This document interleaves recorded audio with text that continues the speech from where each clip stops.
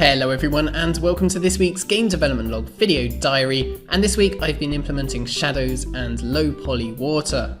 So for the water I started off by generating a flat mesh of triangles, much like I did with the terrain, but instead of setting the heights of the vertices on the CPU, I instead update the heights dynamically on the GPU to create the moving water effect. First off, I started with some simple sine waves, but it looked a bit too regular, so I've been playing around with it a bit, and this is what I've ended up with. It's still not quite perfect, and there are still a few flatter areas for some reason, but it's not too noticeable when it's in and amongst the terrain, and I can always play around with it a bit more in the future. I then added some diffuse and specular lighting to the water, and this was actually the trickiest part because I had to calculate the surface normals in the vertex shader, which required a little bit of trickery, but I managed to get it working in the end, as you can see.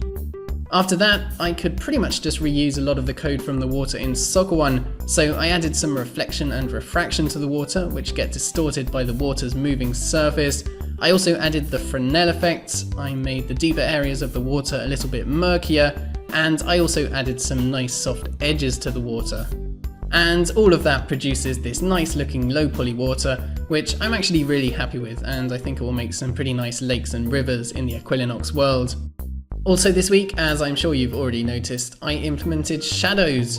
I was only working on this yesterday, so it's not quite finished yet, and the edges of the shadows are still a bit shimmery, but the majority of the code has now been implemented.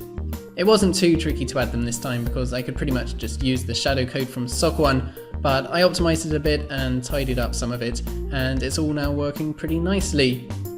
As well as that, there were also quite a few smaller updates that I made to the game this week. So for example, I worked on a system that will allow for multi-language support, which obviously isn't much use right now, but at some point when I start adding text to the game, I'll just have to add the translations for any number of languages to this CSV file here, and then in the game you'll be able to choose which language you'd like to see displayed. I also implemented a batch rendering system for all the static objects like the trees and the rocks, which means that they can all now be rendered together in just one draw call. The system allows for new objects to be added to the batch, for objects to be removed from the batch when they're removed from the scene, and it also slowly shifts chunks of memory to the left in order to remove any gaps in the batch, keeping the batch size as small as possible.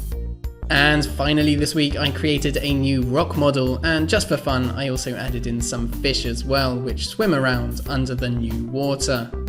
So that is it for this week. Next week I'm going to be working on particle effects, GUI rendering, and possibly post-processing effects, and you'll be able to see that either in a devlog video or a behind the scenes video next Friday. I also need to give a huge thank you to everyone who's supporting the channel on Patreon so far. It's really going to help me out a load, so thank you guys very much for the support. You can follow the development of Equilinox on any of my social media pages. All of the links are in the description below. But yeah, thank you guys very much for watching this video.